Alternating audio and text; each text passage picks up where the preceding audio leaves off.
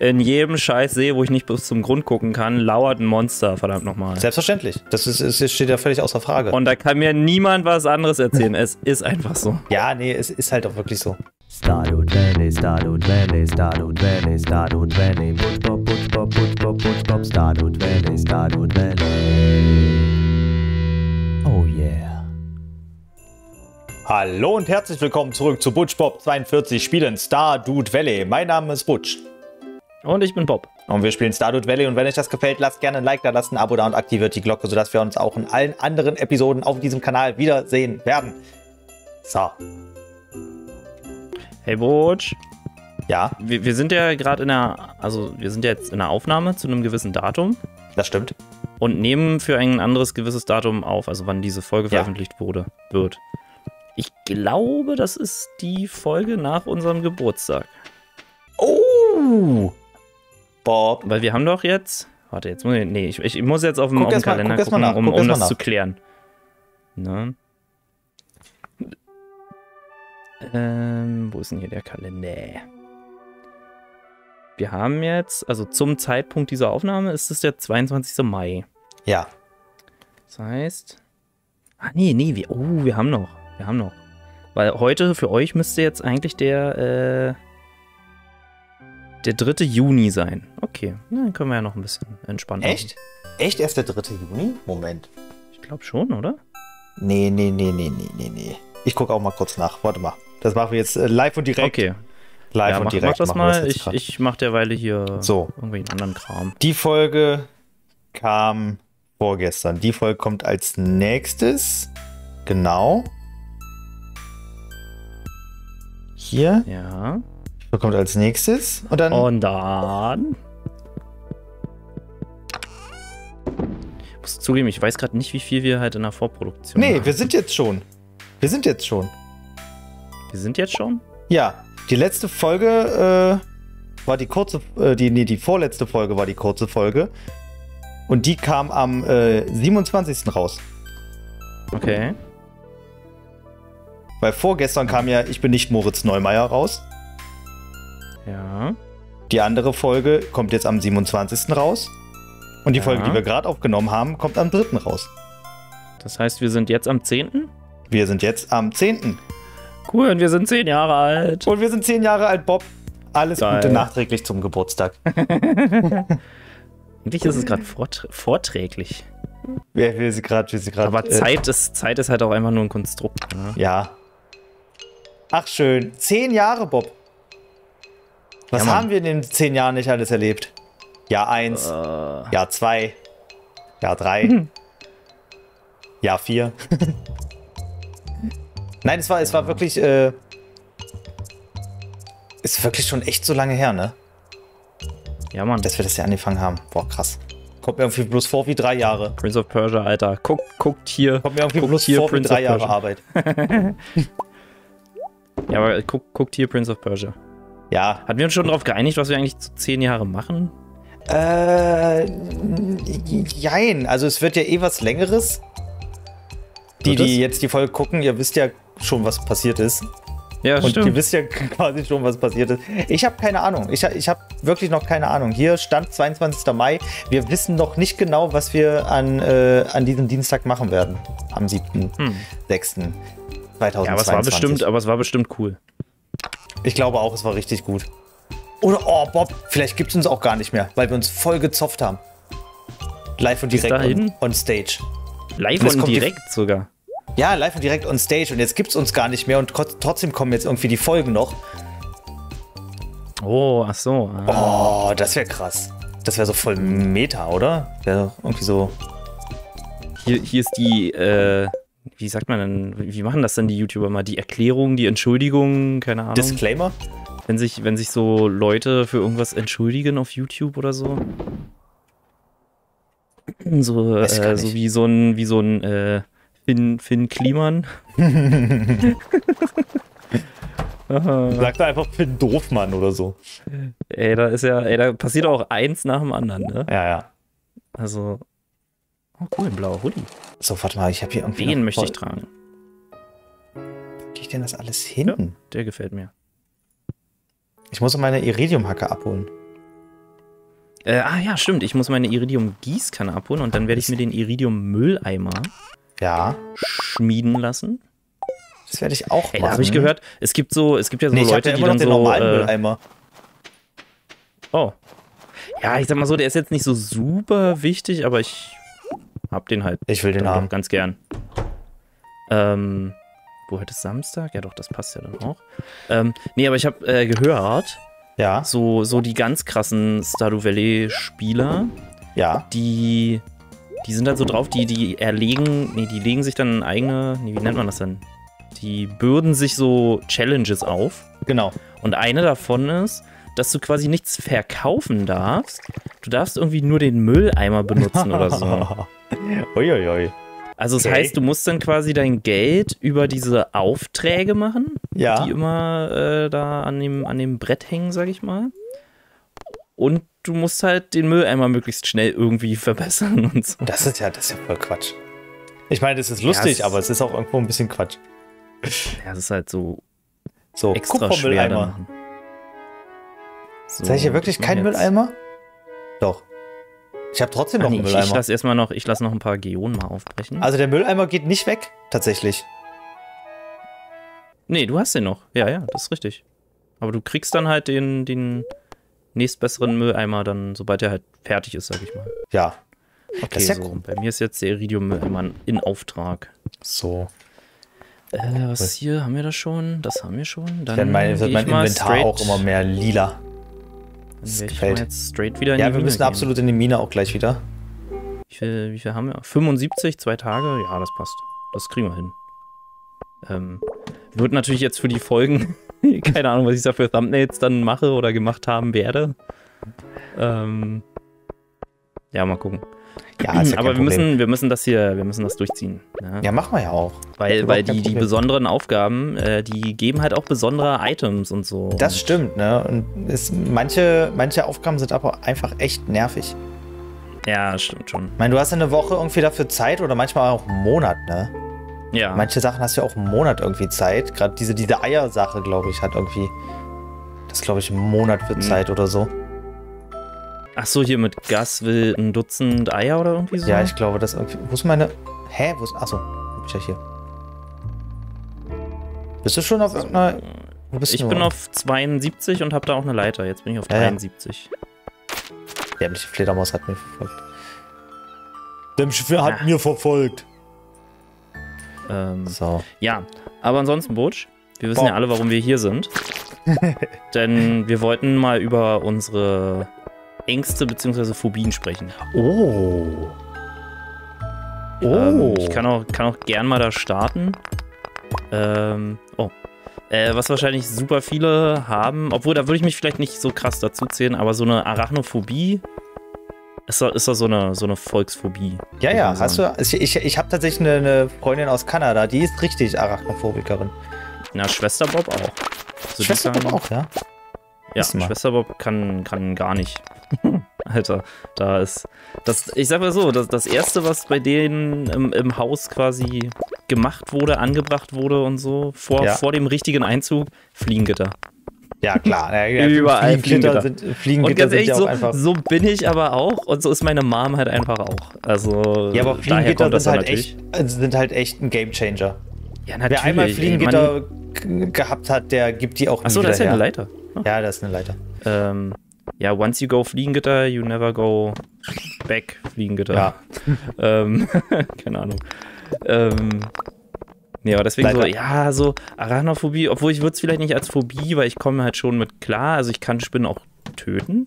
Oh, sorry. Da habe ich eher ein Problem mit Wespen. Wespen und Bienen. Na gut, also ich habe halt auch keinen Bock, gestochen zu werden, aber es ist jetzt nicht so, dass die mich in meinem Leben so einschränken. Also das ist ja, glaube ich, so die Definition, dass du dann so sehr auch eingeschränkt bist, leider.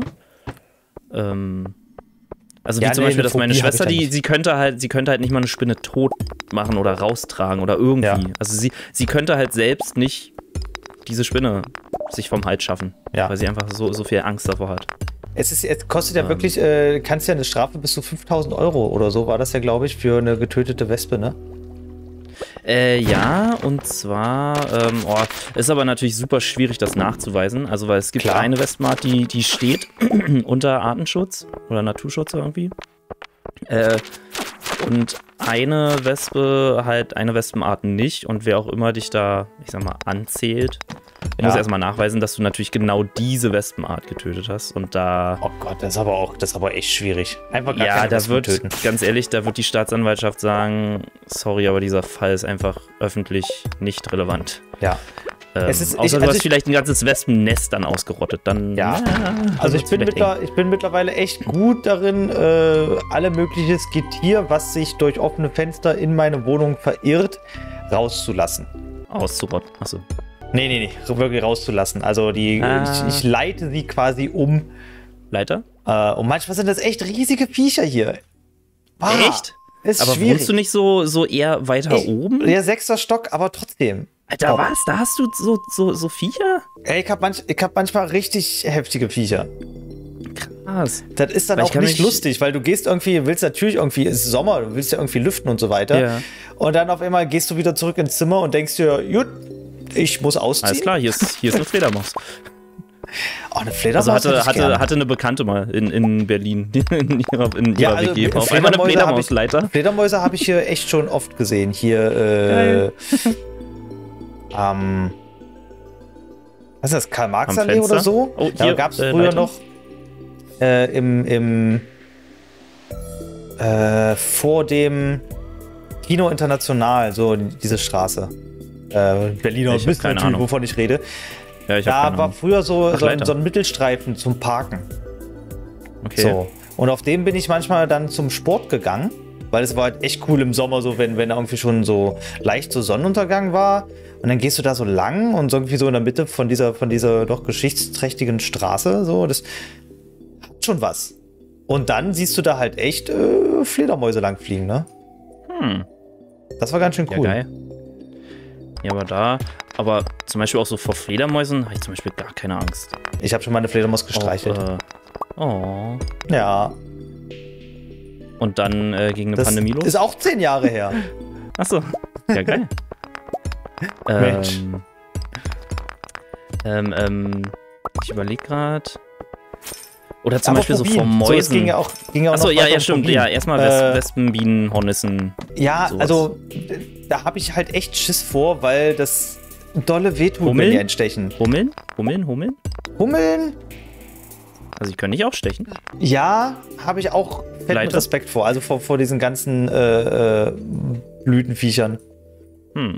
Spinnen geht. Spinnen habe ich eigentlich kein Problem mit. Die kommen ins Taschentuch, die werden aus dem Fenster geschmissen. Oh mein Gott, was? Oh nee. Also die mache ich nicht tot, Alter. Aber die nehme ich dann so und dann. Also sorry, die könnte ich. Also da muss ich sagen, die würde ich auch nicht mit einem Tuch oder so anfassen.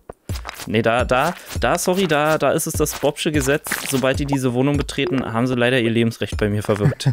Das hatte ich auch, das habe ich einfach. Ja, gut, die haben sowieso. Mücken sind mein erklärter Todfeind. Mücken zählen. Obwohl das Problem ist, mit Mücken braucht man nicht.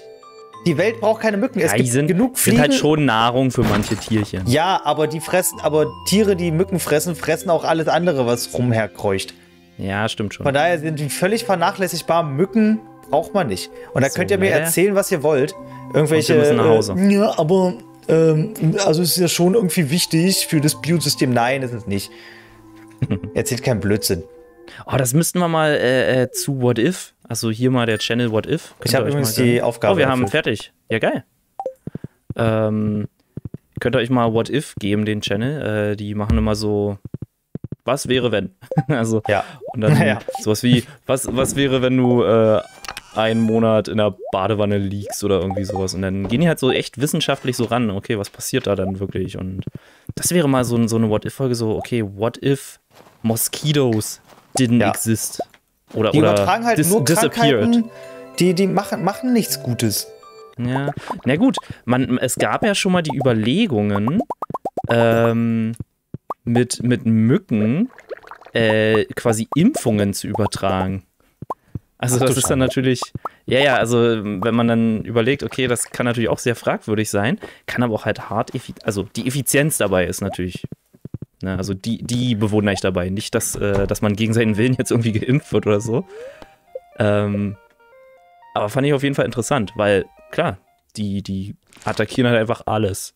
Ja, die Sache bei Mücken ist, es geht mir noch nicht mal um das Stechen. Das ist dann irgendwie nervig so, dass man gestochen wurde, aber dieses Geräusch und die lassen dich nicht schlafen. Und was zur Hölle? Wie kann man so ein nerviges Etwas erschaffen? Also Mücken sind doch eigentlich der Beweis, dass es Gott nicht gibt. Ja, oder dass es ein Oder vor allem, dass Gott es ist. Gott gibt. Weil er uns voll nicht leiden kann und sich dachte, ihr kriegt hier das Schlimmste, was ich mir irgendwie ausdenken kann. Ihr kriegt Mücken. Ja. Und die stechen euch, die übertragen Krankheiten und die lassen euch nicht schlafen.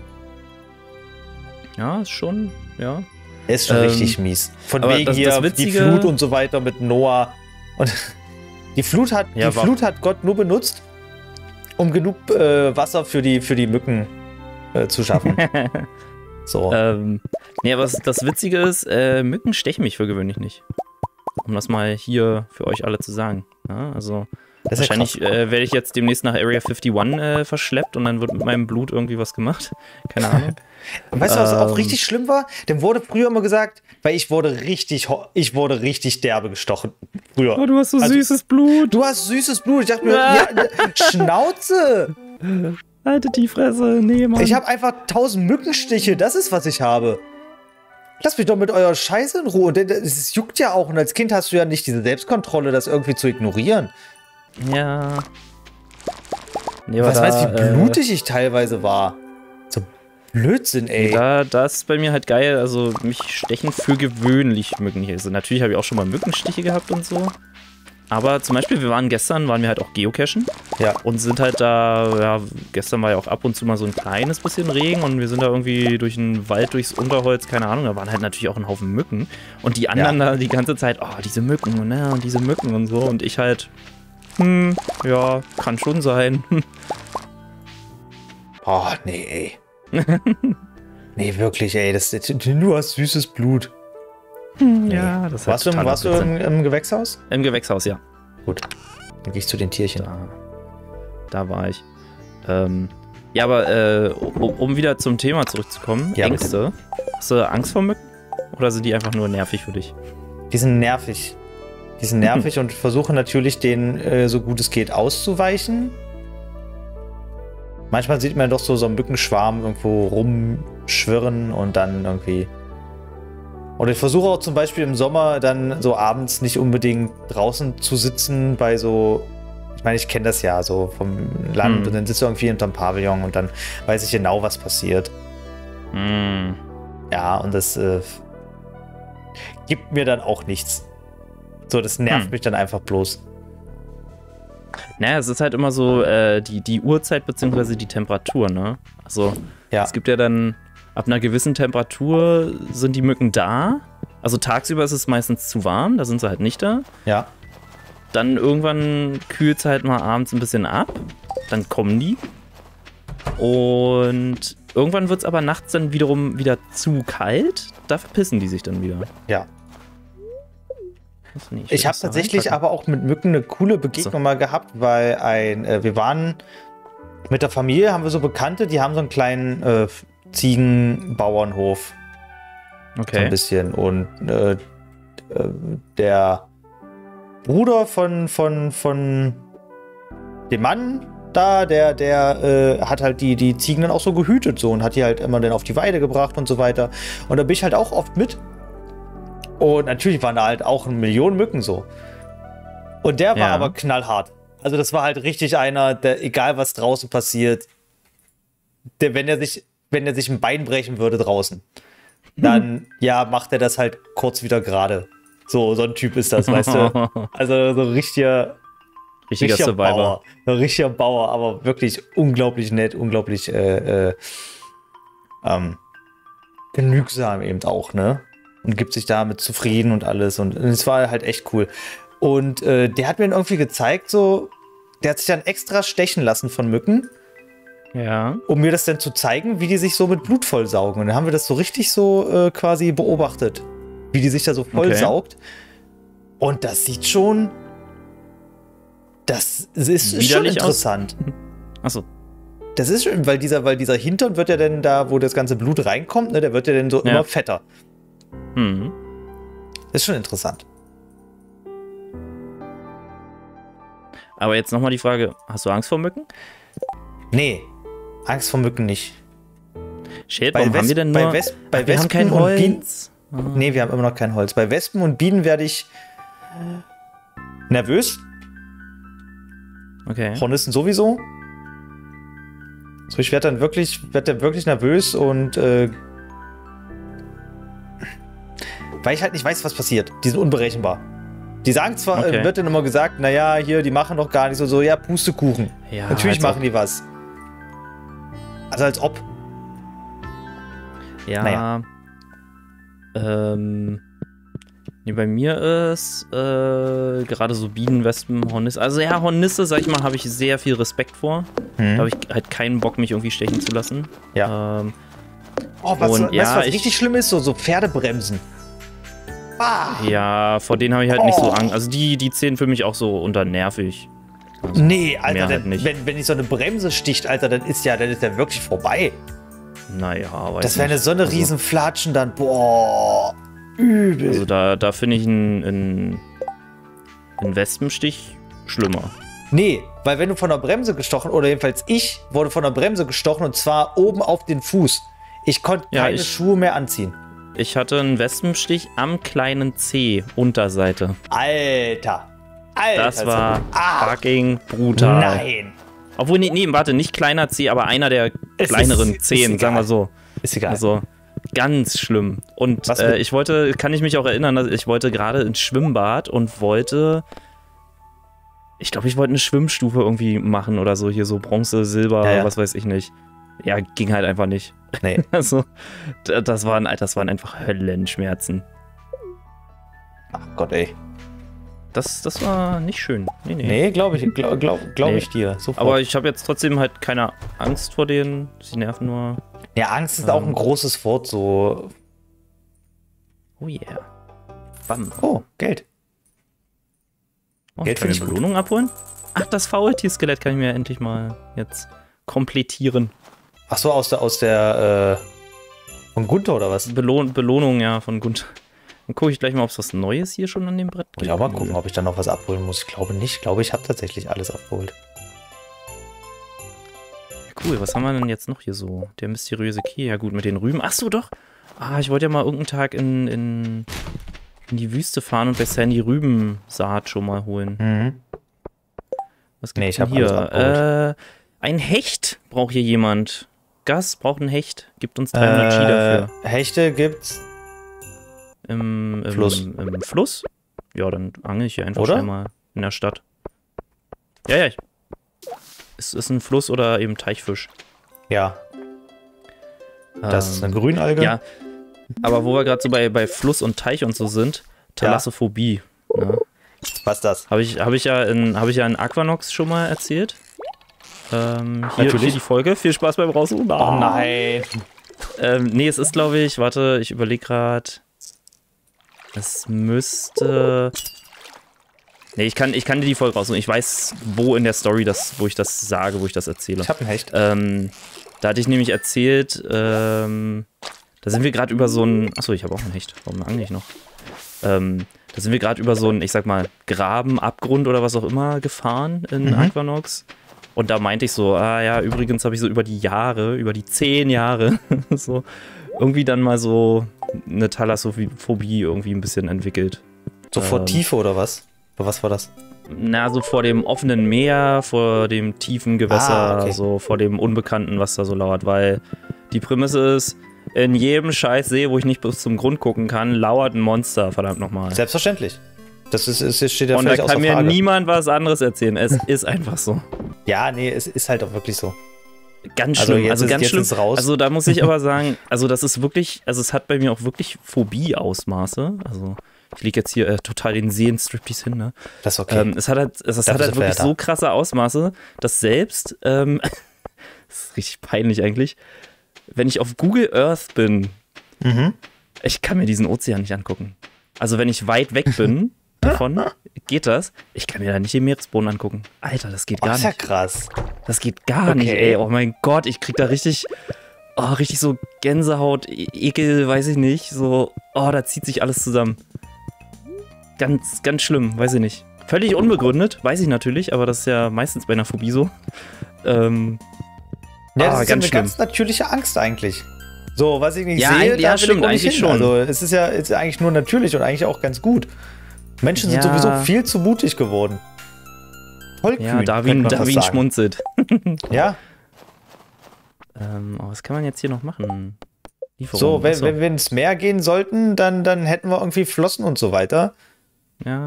Wir sind nicht ohne Grund aus dem Meer rausgekommen. Ja, es gibt sogar die Theorie, wie der aufrechte Gang quasi bei Menschen entstanden ist, dass wir tatsächlich eine Zeit lang irgendwie am Wasser gelebt haben. Also so richtig so mehr oder weniger im Wasser. Okay. Das habe ich mal im Bio. Das ist ganz interessant. Krass. Ich habe aber eben nicht bewiesen werden, die Theorie bisher. Ich habe alle meine Skills auf 10. Sehr schön. Ich noch nicht. So gesehen. Was fehlt dir noch? Kampf. Das weiß ich. Kampf, okay. Ja, Sammeln habe ich ja jetzt. Scheiße. Ich habe den Fisch nicht bekommen. What? Minenarbeit und Kampf tatsächlich. Aber jetzt die kurze Frage. Ist die Folge schon vorbei?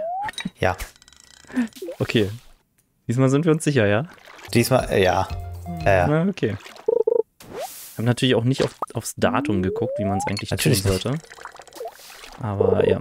Nee, deswegen, Thalassophobie, ganz schlimm. Und das nehme ich auch, Bolle nehme ich das immer noch übel. Der hat in einer Stranded Deep Folge, als ich ihm das mal so erzählt hatte, dass ich das halt, deswegen kann ich dieses Spiel, ich könnte es vielleicht schon spielen, aber es ist halt so schlimm, dass ich selbst in Videospielen beeinträchtigt mich das, sagen wir es so. Ja, in Aquanox sehen wir ja den Grund. In Aquanox und so weiter sehen wir ja, was da ist, ne?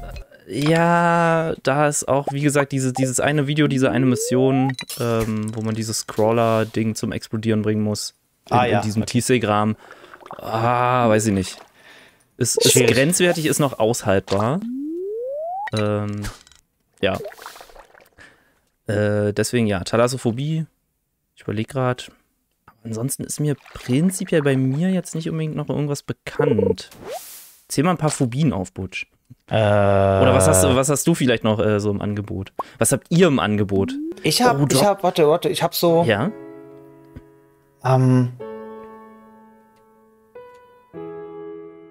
Ich hab keine. Nee, warte mal. Was gibt's noch so? Na, Nyktophobie ist halt noch ganz verbreitet, also vor der Dunkelheit, vor der Nacht. Ja, das ist klar. Oh, das ist aber ganz schlimm. Gerade wo ich älter werde, merke ich, dass ich so eine kleine Art von Nachtblindheit, glaube ich, entwickle. Oh. Also nicht stark so, aber ich habe schon gemerkt, immer so beim Autofahren, auch schon vor ein paar Jahren so, es geht alles, aber es ist auch nicht geil. So, alles, was zu dunkel oder zu hell ist, nee. So, das schöne mittlere Helligkeit. Okay. Das ist doch okay. Können wir doch bitte dabei belassen.